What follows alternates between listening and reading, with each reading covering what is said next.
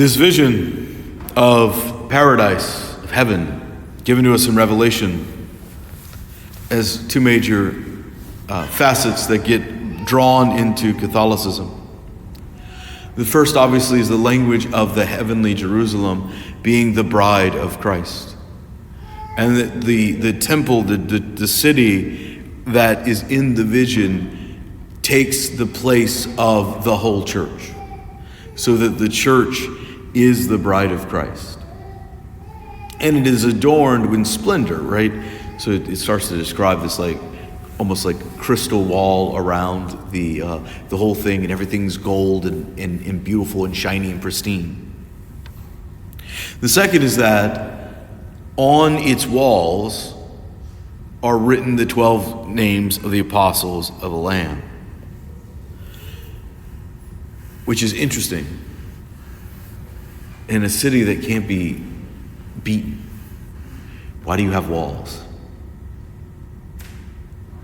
And part of this is, same reason all the cities in the world, that all the walled cities of the world have walls now. They're decoration. That's all it is. It's not actually keeping anybody out. You generally wouldn't build a wall and then punch 12 holes in it. That's not what you would do. You might do 4, more likely 2, just so that you have a main entrance, and then if somebody tries to besiege your main entrance, you just all go out the back entrance.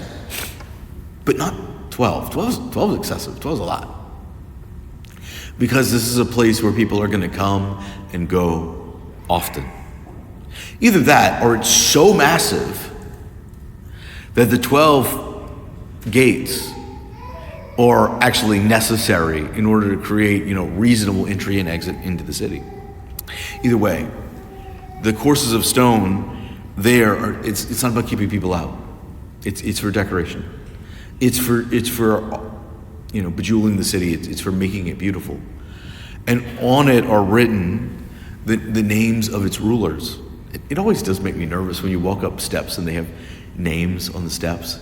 Because I go okay, do you guys know where this is from? You know what you're equating yourself with? I don't know if you want to equate this building with the heavenly Jerusalem. And I really don't think you want to equate these people. Go to the Louisiana state capitol.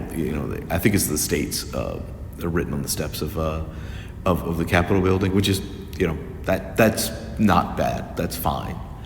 But, when you see names written on the steps going into a building, I do wonder, do you know where that's from? Do you really want to equate these things? The apostles still sit in leadership and authority over us now. And many of them still teach us, right? Whenever St. Peter is read, whenever St. Paul is read, whenever St. John is read, we are being taught by the apostles. And the structures that they set in place, many of them are still very much alive.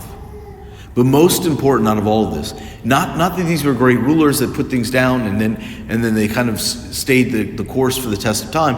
No, there in fact are several very human rulers who have stood the test of time. Louisiana's law code is based on Napoleon's law code. Well, I don't think there's anything uniquely special about him that makes us want to model his way of life for the rest of our lives, but it has been useful. Now, admittedly, the French law code is based on the Catholic Code of Canon Law, so maybe it is okay that we do this in Louisiana.